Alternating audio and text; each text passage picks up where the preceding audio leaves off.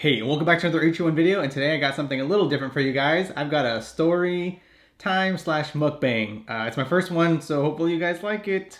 Let's check it out.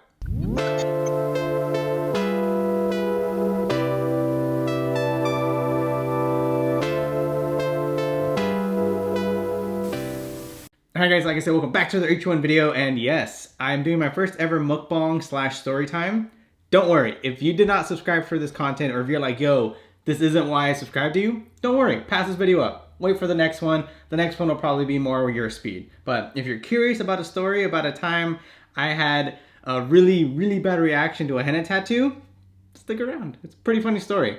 Alright, first of all, a lot of my friends and family have heard this story, and a lot of them were like, yo, you need to make a video about this story because it is hilarious and kind of sad. Mostly also a warning for you guys to be careful when you're, in Mexico or some of these other countries and they offer you a henna tattoo. I've also got some food here. I went to this place called Teriyaki Madness. It's like near me. I got an orange chicken bowl with noodles. Looks pretty good. I've also got a Diet Crush because gotta watch out for those calories. Let's get into it. That's like a really satisfying sound for me, by the way. So this isn't gonna be like a traditional mukbang where all I do is eat. This is gonna be definitely more story time slash eating slash mukbang. But anyway, I'm hungry. Let's dig in.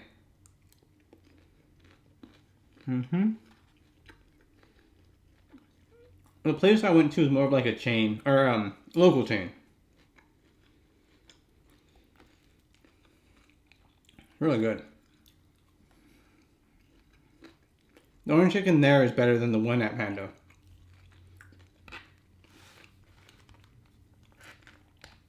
Bomb. Here's the noodles. I told them to put veggies in it because God knows I'm not eating my veggies during quarantine time. And they forgot. Thanks, guys.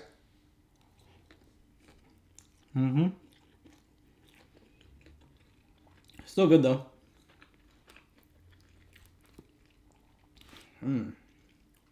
Hopefully you guys are eating.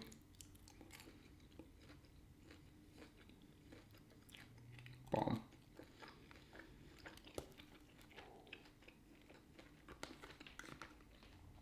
All right. And I'm going to try not to edit this video that much because it's just going to be a straight story. So hopefully you guys like it. This story starts back when I was in high school. I believe I was a junior in high school. So yeah, it was a long time ago for me. My family and I took a trip down to Mexico. We have some family down there because I'm Mexican. So we visited our family, did that. And then my parents decided to have a mini vacation within our vacation and go to Acapulco. And at the time, I mean, Acapulco's never really been a very safe area, but it's very touristy. So as long as you're within the touristy areas, you should be fine. So my family and I were just kind of chilling by the beach, hanging out, and I was a little bored because what had happened was they decided to get my little sister's hair braided. And at the time, I think she was like 3 or 4, so she really wanted to do it, and it was a long process. I mean, it took over an hour, I believe, to braid her hair because she had very long hair. So I was literally like walking around the beach, and then I came back and they were still doing it. And I was just like fed up with it. I was like, I cannot do this anymore. Like, I want to go. I want to do something else. So finally my parents were like, hey, look, this guy's offering henna tattoos. It's only like 20 pesos, which at the time was probably like 20 cents American. So, my parents were like, get this done. You can get your henna tattoo while your sister gets her hair braided and, you're good. So I was like, all right, fine. I'll get it done. So, the guy's flipping through his little portfolio, I'll say, of all the, different tattoos he can do. And I find a cool dragon one. Who doesn't want a dragon tattoo, right? Super original. I'm like, all right, cool, let's do this. So the guy, lifts on my arm, cleans it. By clean it, I mean he puts deodorant on my arm. God knows for what. Puts some deodorant on. And then starts applying the henna tattoo. So I sit there and I wait. And, I mean, he's using this, like, little... It's almost hard to describe. It was like a little... It's like, imagine something you would use to, like, refill a fountain pen, if I can find what I'm talking about, I'll put a picture of it here. But anyway, he used that. So he's putting it all around my skin and goes, all right, you're good. And I'm like, oh, wow, that was really fast. He goes, I know, it doesn't take that long. So he tells me, don't go in the water and don't, touch it or anything like that for at least like a couple hours. Let it set. And then later tonight you can wash it off and it'll come off and you'll have the, henna tattoo for a couple weeks. Sweet. So we do that. So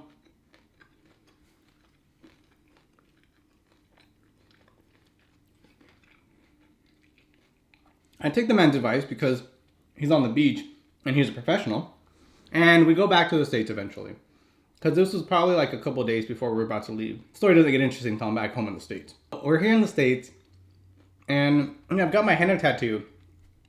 And my mom notices that the henna tattoo is a little bit raised above my skin versus when we left. And I look and I'm like, I don't know. Are you sure about that? I think you're kind of like, I think you're tripping. Mom's like, no, your tattoo is raised above your skin. So I look at my tattoo, and sure enough, the henna tattoo that I got was raised about 2 like millimeters or centimeters, I don't know, this much, that much on top of my skin. So basically where the entire henna tattoo was got inflamed.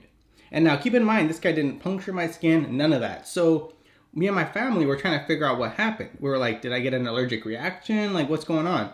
But it was like a couple days way later. So, you know, I was telling my mom, like, well, if I would have had an allergic reaction, it should have happened like right away.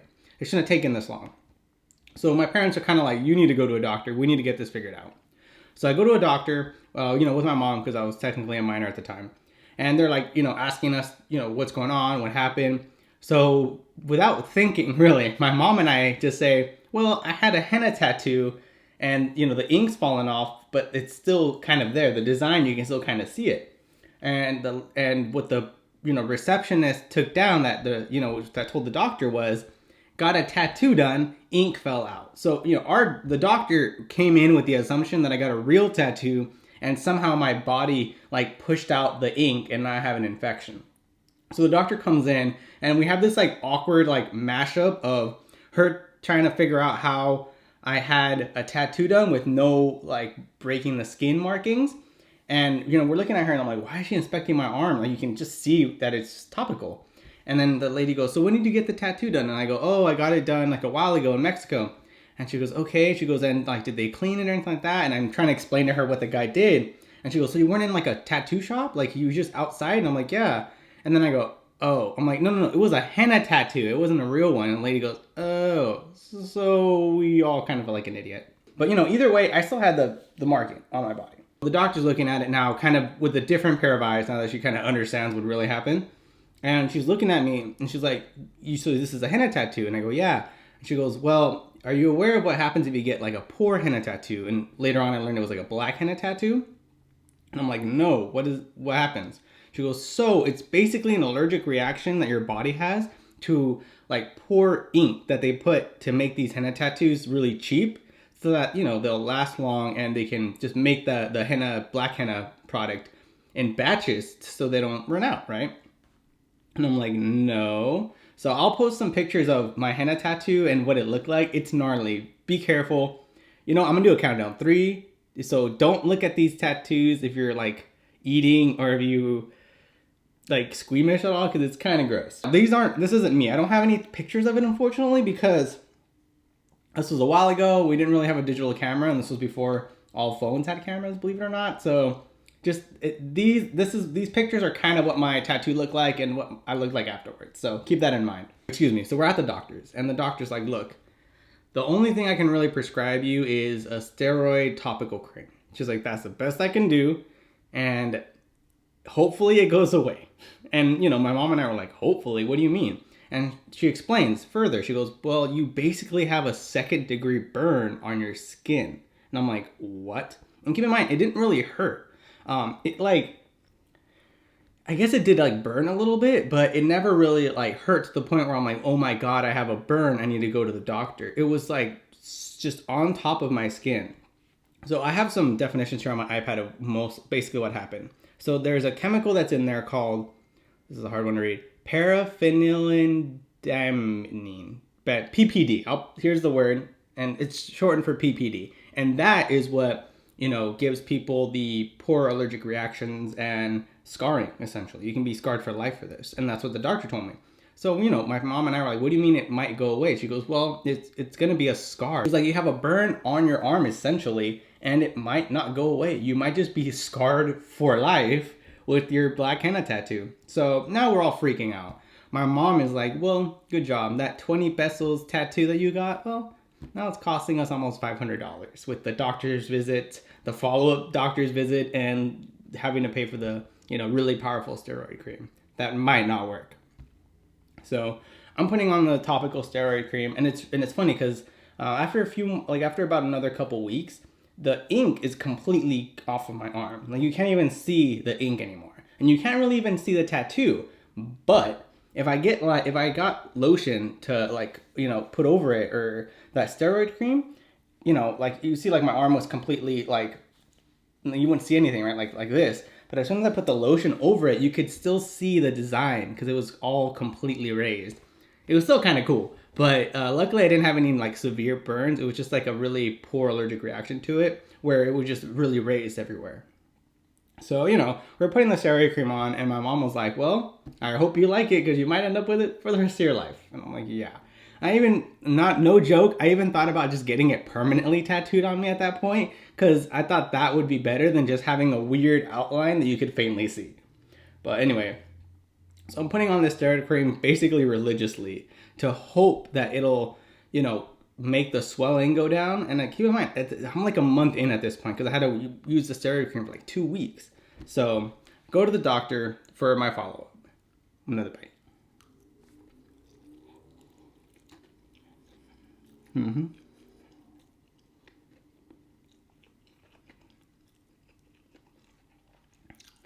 Even though it's my first time doing this, I don't know how to talk and eat.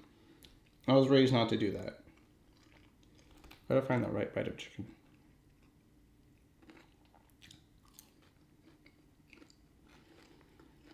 But yeah. Imagine getting something for fun and then having it on your body forever. Scary.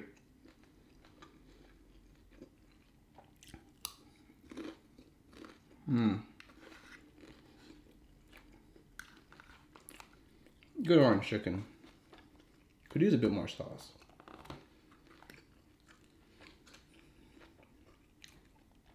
And they have like house-made teriyaki sauce. Bomb.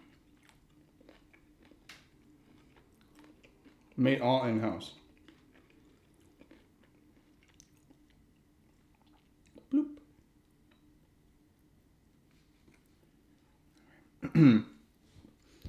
But essentially, back to the story, I ran the risk of having that permanently on my body, which is something the doctor told me, my parents told me. And the funny part was, my parents really couldn't be mad at me because they suggested it. They were the ones that were like, you should get this henna tattoo, Jonathan. Get it done. So that was like the nice thing about it, was it wasn't me begging my parents to let me do it and them going like, no, fine, we'll let you do it, whatever. It was literally them who suggested I get it, and it bit them in the butt. So that was like my one saving grace through the whole thing, is that I wasn't in any trouble. So that was pretty nice. And if you know Mexican parents, that's hard to get out of. They'll make sure you get in trouble somehow. But luckily, nope, I didn't get in trouble. And anytime they were even kind of mad, I would always tell them, well, remember you wanted me to do it. And they would just shut up. They were like, all right, whatever. You're right. But anyway, so I go in for the follow-up, and it's going down. The swelling is going down. But the doctor's like, look, we don't want you using the steroid cream too much, because I guess that's bad for you. She was like, it's making progress. We think maybe you should go off of it and see what happens. And I did. And luckily, the swelling started to go down, and I started looking more like a normal person.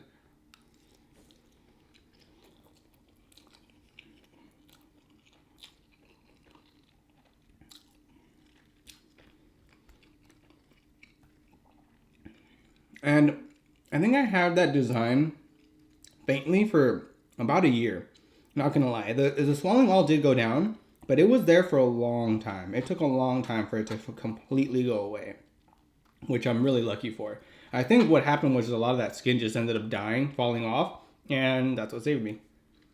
But it taught me a very important lesson. One, never get a henna tattoo anywhere again. I've never gotten a henna tattoo since then, because I don't want to ever get that reaction again. It was terrible. And like I said, I posted some pictures. It can be really bad, where you don't only have second degree burn, but it blisters. Like you can have a horrible chemical reaction to it. And one thing I learned by reading online was that once you've had that allergic reaction, it can actually make your body more sensitive to it, and you can actually get a more severe allergic reaction again. So I'm definitely not going to have that happen again.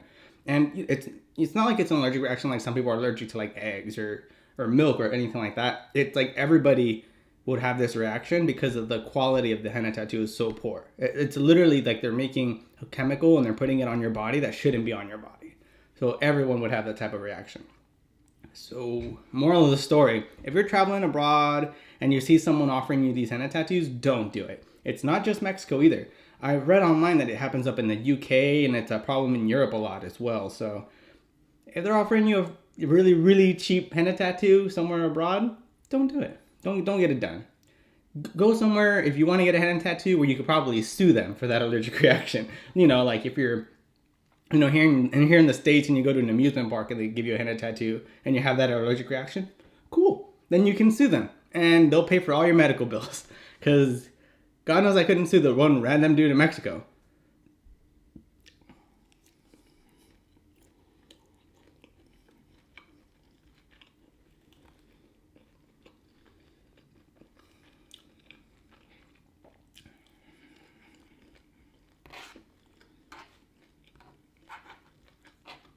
But one thing I will say is I'm pretty sure the guy didn't know he was causing these allergic reactions to the customers. I'm sure if he realized that, he probably wouldn't be doing it. But it's really one of those things where, like, you see the street vendors, and if you go to these countries a lot, or especially, you know, in a very touristy spot, you might not see the same street vendor twice. Like, there's so many of them constantly walking up and down the beaches all over the town for these very high traffic tourist areas where that's basically all they do to make money. So you're not going to see the same guy again. So if you have that allergic reaction, it's not like you're going to run up to him and go, hey, look what you did. It gave me this allergic reaction. Because what is that guy going to do? Yeah, he's not going to be like, oh, here's your money back. Like, what is he, you know, he's not going to pay for your medical bills. God, no. So just beware. When you're getting the henna tattoos, they say it's a black henna or anything like that, I would just stay away. Because it's very, very easy to get this type of reaction. Like I Googled it and I found so many results. I found a lot of pictures of it. Like I said, I posted some pictures earlier. It looked kind of gross. It can be pretty gnarly. And it's funny because my whole family knows me for that now. Like everyone in my family knows about me and my henna tattoo because it took a year for the whole swelling to go down. And a lot of people thought of it as a cool party trick where they'd raise my arm, wouldn't see anything, then put a bunch of lotion over it, and then you would just see the outline of the dragon. It was almost like it was like a birthmark, you know, like if you watch anime, maybe have like a dragon spirit or whatever. Oh, that would have been cool. Damn, missed opportunities.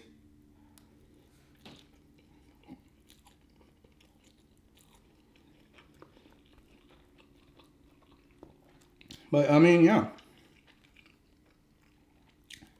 That's basically my, you know, semi-tragic henna tattoo story.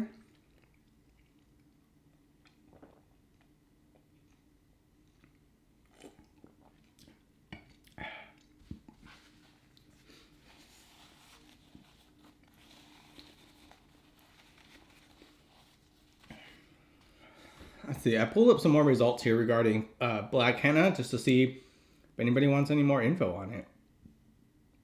So it is a chemical burn from PPD. And what PPD is, I'm reading online again, is that it's a hair dye chemical that's mostly used in hair dye, and it's very like specific, right? So they only put in a certain amount of that chemical to dye your hair.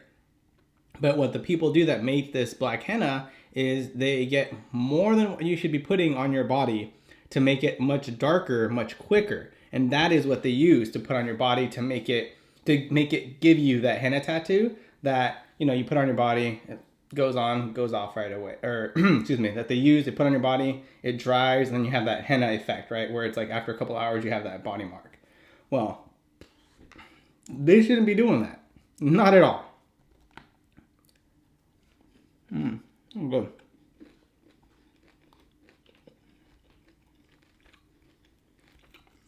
Yeah, we'll do more of these mukbangs. I have some pretty good stories. You guys want more of this content? Give it a thumbs up, leave a comment. And if you don't like it, that's fine. Like I said, if this video wasn't for you, cool, don't watch it, man. Like, I make videos that I want to make. I don't apologize for my content.